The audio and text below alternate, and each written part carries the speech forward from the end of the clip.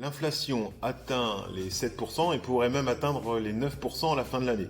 L'augmentation des prix de l'alimentation, des loyers, les tarifs de l'énergie pèse chaque mois un peu plus sur les revenus des ménages et des personnels de l'éducation nationale, en particulier les plus précaires.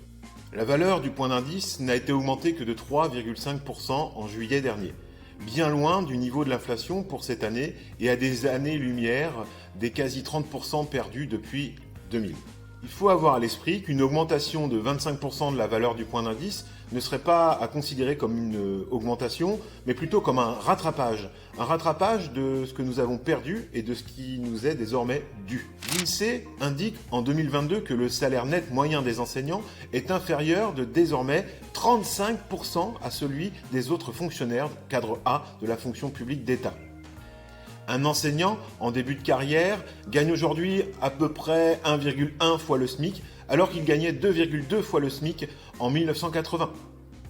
Le ministre Ndiaye, après avoir fait miroiter une revalorisation de 10% pour tous les enseignants, annonce finalement que seuls les débuts de carrière vont être revalorisés, mais ce sera quand même bien limité. Et puis quant aux autres personnels, ce sera une rémunération au mérite, en tout cas pas sans contrepartie et pas sans nouvelle mission. Le ministre se moque de nous et il tente de nous opposer les uns aux autres.